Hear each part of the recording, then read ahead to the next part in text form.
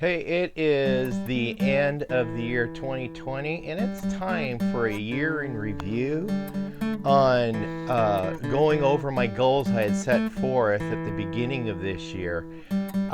So stay tuned. We're going to have a fireside chat.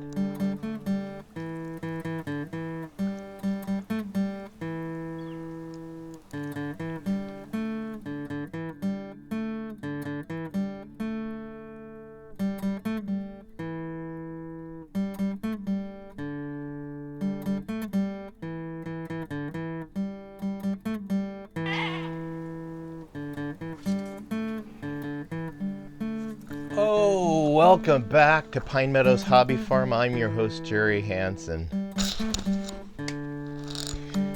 Here's where I was 1 year ago. I have a lot of plans, and the scope and basically the emphasis of this year, 2020, will be finishing unfinished projects.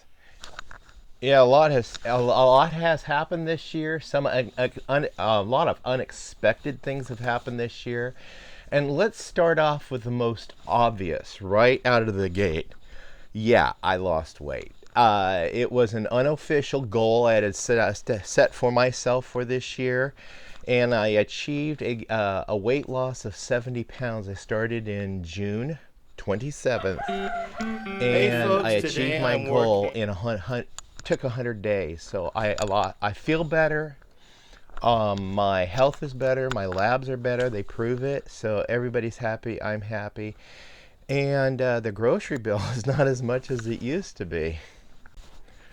So as we go through and review this past year and all my goals, you'll watch and observe systematically my body getting skinnier and skinnier. So, and I got to change my the way I dress, and it's oh man, I can't tell you how good I feel just changing my physical appearance and my superficial appearance. It just does so much for a guy's, well, let's call it an ego. It does a lot. And it's all a positive thing, and it's healthy. Still working 3 days a week. There'd been a time where I had worked many, many hours overtime. The need was, yeah, we got into the COVID pandemic early on in the year.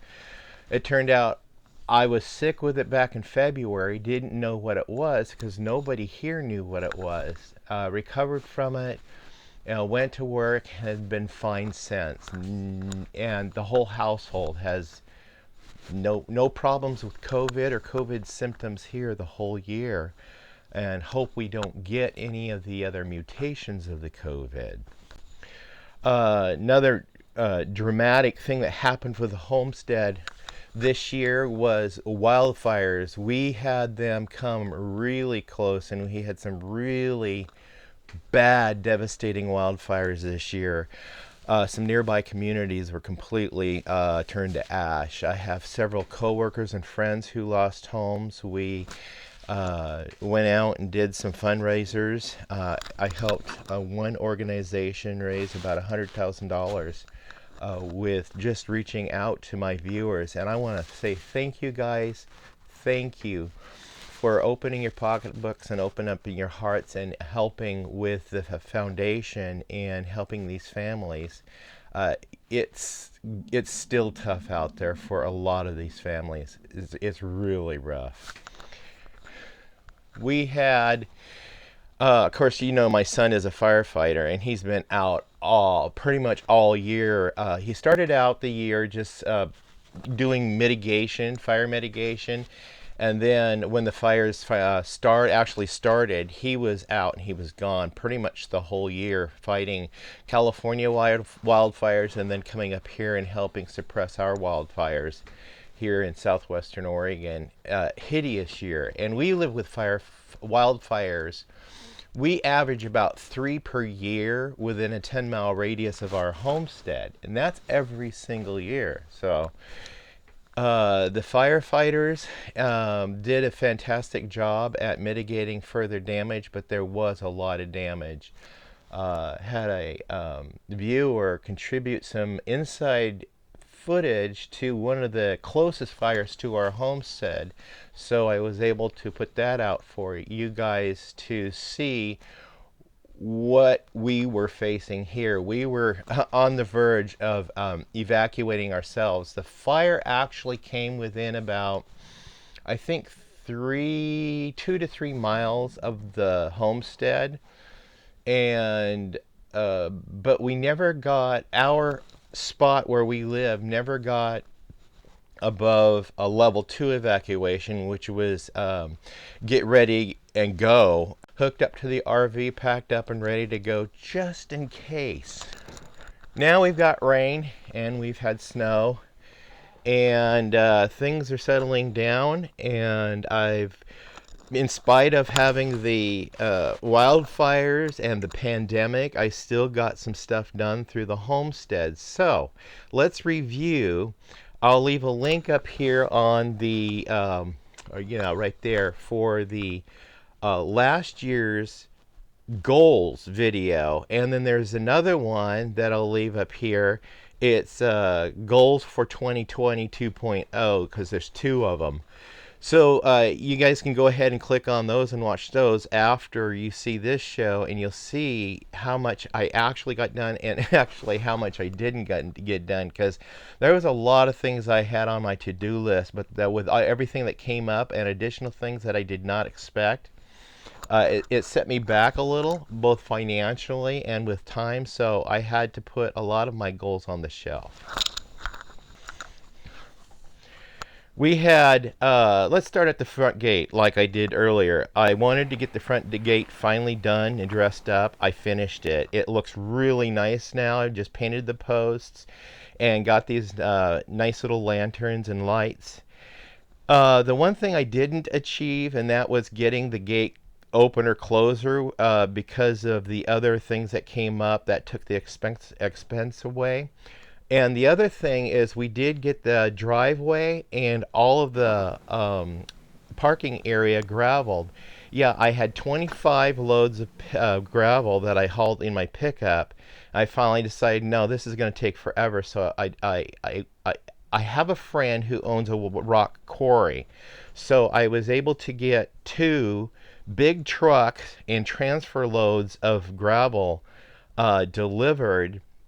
And it really helped out because I was able to borrow my friend's tractor to spread the rock. And that made the job go by really fast. So I was also able to build a new gravel path down the front of the house, and create an extra flame barrier, and also a service driveway down to the propane tanks, which is another goal I wanted to get done this year, and that was get the propane finished. We got our inspections. The county inspector came and he passed us. He got our green tag. But like I said, since the other expenses that came up kind of put a hammer down on some things, we never got the tanks filled. So those will be goals for this coming year. And I'll cover that show next week with the New Year's 2021 goals in what we want to achieve for next year. Also, with the use of the tractor, I was able to landscape the front yard, which is something I really wanted to do. Now, when the pandemic hit, simultaneously with nobody going anywhere in the world, there turned out to be a big, huge surplus of gas. So the productions of gasoline still tried to keep up with demand, but the demand went away, and we ended up taking all the fuel we could and putting in them, refilling the reservoirs, stockpiles that we had for the nation. So we got those refilled. All the storage tanks got filled, and then in my other show, when I announced I wanted to take these fuel tanks that I had received from an estate cleanup and build a stand, well, I built the stand. And coincidentally, during that gas thing, the gas prices plummeted. I remember seeing the news where they couldn't even pay to get rid of the gas. There's just nowhere to put it. So I decided, you know what, I'm going to take advantage of this moment in time, put these gas tanks together, and I built this nice little stand, put it together, and filled it with gas while the gas prices were at rock bottom. So we've been using the gas throughout the year, and it's been saving us a lot of money. This is probably the best investment that I could have made at the time, and that was fill those with gas with the cheap gas. And hey, the tanks were free. I think I only spent about $100 in material just to build the stand, including the paint. So it was a win-win. Uh, I'm so happy we got out of the mud. I also achieved getting I went ahead and purchased a third truck and transfer load of gravel, and I wanted to build a gravel driveway through to my barn, so when I come in with a load of feed for the livestock, I can haul I can back the truck right up to the barn and not worry about it. And I had enough gravel to finally make my gravel pathways and get me out of the mud. And let me tell you, I can't be happier. It is so nice to be able to walk out there and not worry about slipping and falling on my keister and getting all muddy. It has been wonderful.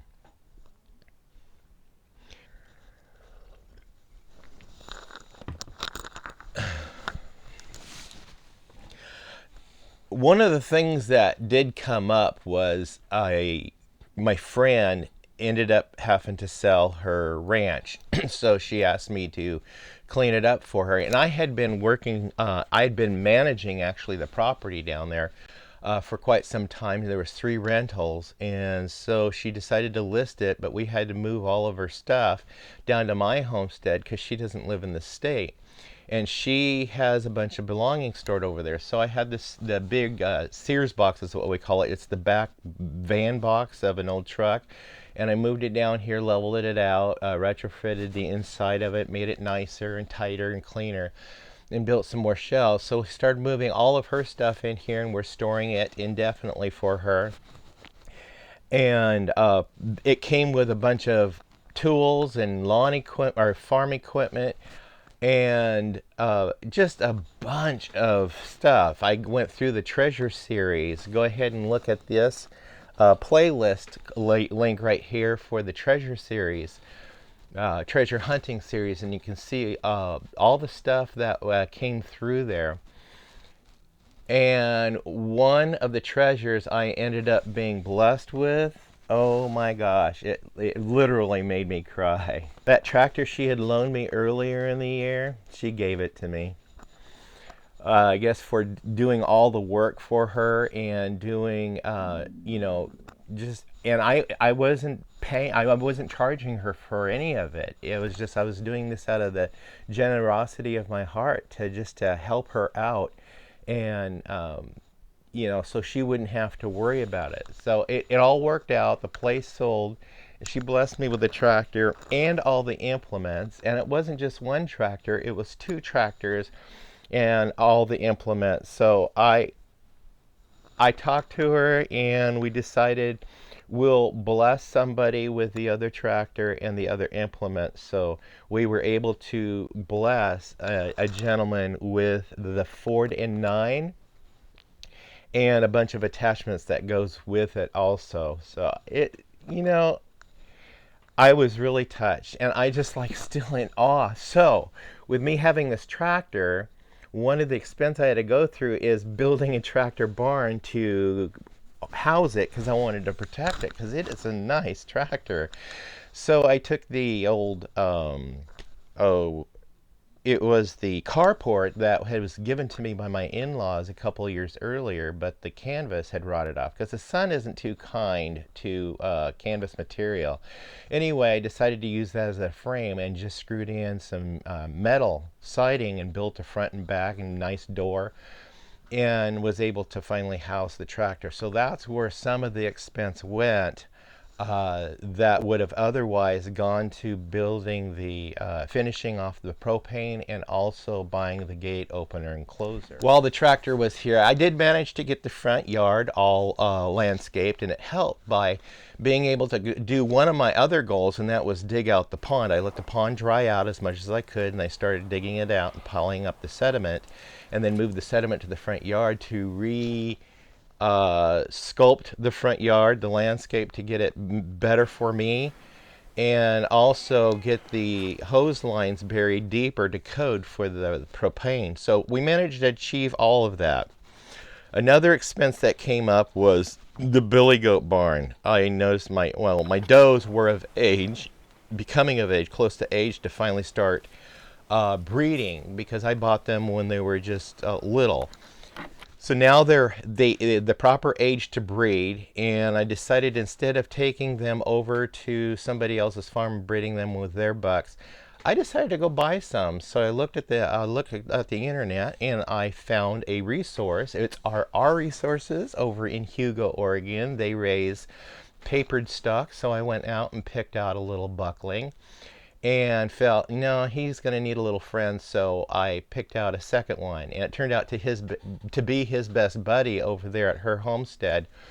So I went ahead and purchased them, and she raised them off on the bottle while I scrambled around and began building the billy goat barn. It turned out that this shed on the trailer up front, I decided to use that as their little barn, and then I built a shelter over the top of that and built a couple of corrals, and then finished fencing the stuff in. So I call it Capricorn Corrals. Honeybees, wanted to modify and retrofit the beehives, and when I achieved it this year, I was able to put in a single rail or a single stand system on two posts and cement, get that more stabilized, and was able to build in features into the stand itself as frame holders while I'm inspecting hives, and it worked out beautifully. It did. My bees are doing fantastic. I have 2 hives that are doing very well. I did a winter feeding, and without inspecting, I just went in and did a winter feeding real quick, just to pop the top and put some dry sugar in there for the bees, and notice, oh man, that one hive was just absolutely full. So I'll be able to split some bees in the spring and fill the rest of my hives with honeybees and get some more honey. Love honey, especially when it's native honey, and it's better for you too.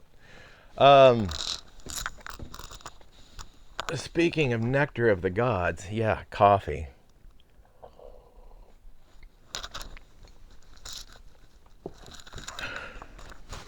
By the way, these pictures, I painted these pictures this year.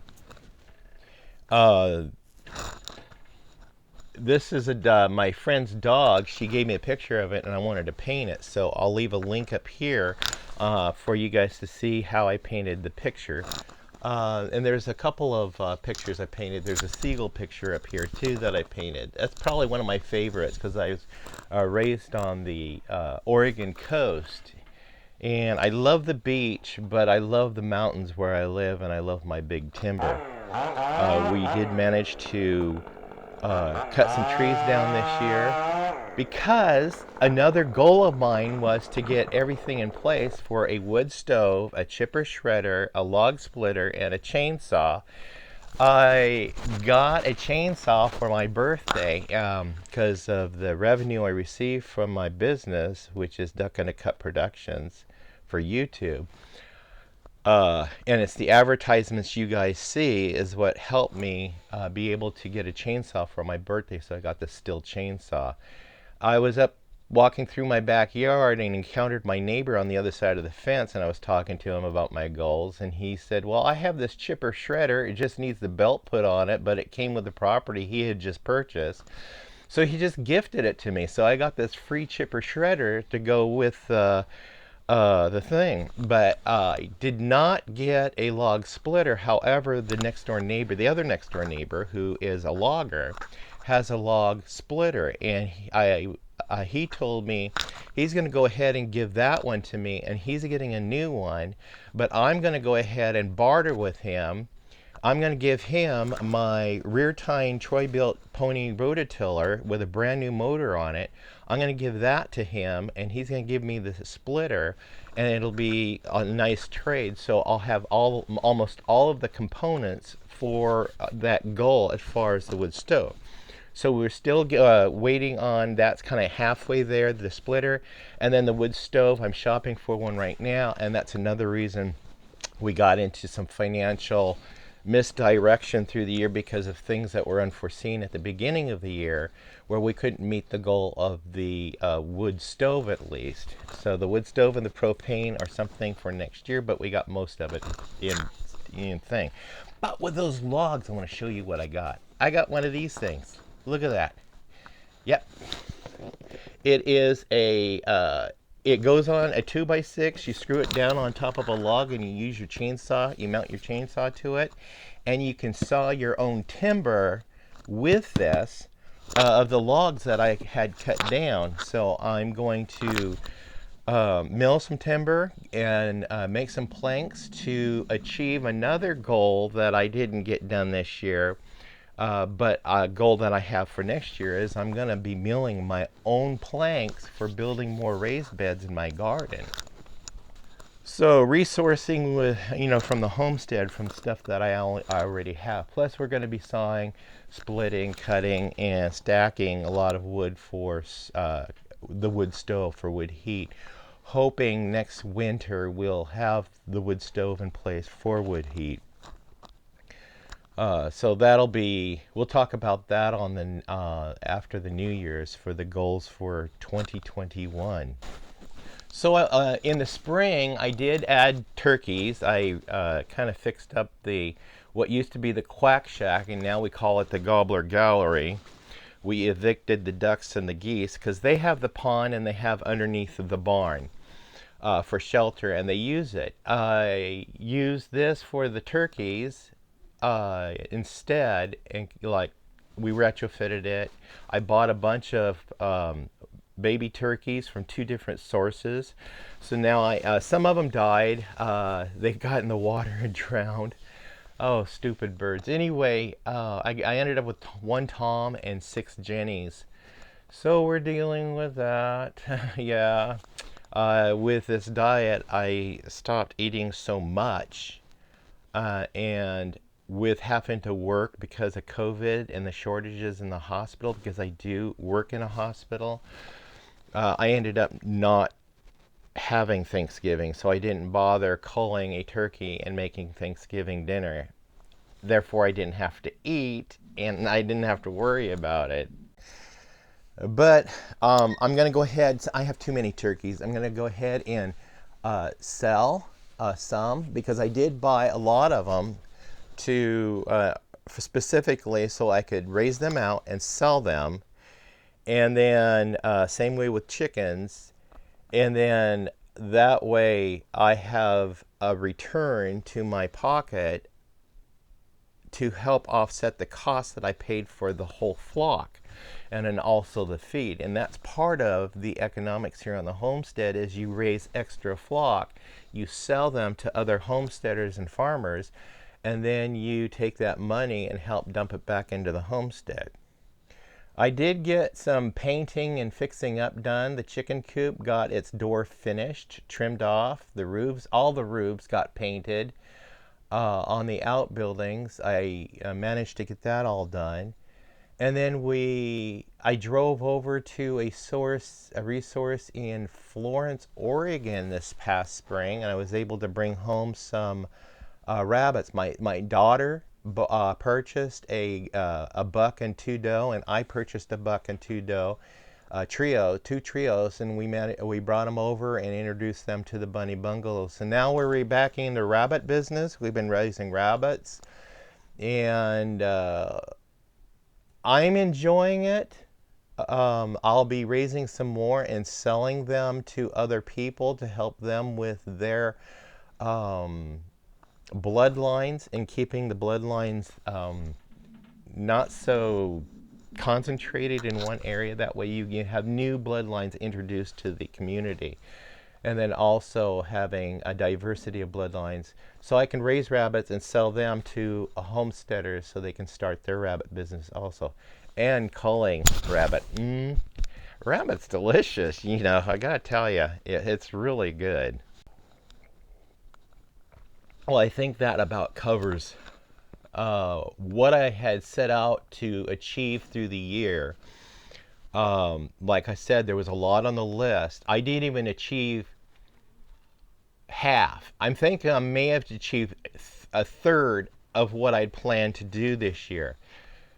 But I did get a lot done, and we got sidetracked with some things that were costly, but it was necessary to continue the homesteading projects. And besides, that's what happens when you're making plans. Things happen and you have to change your plans.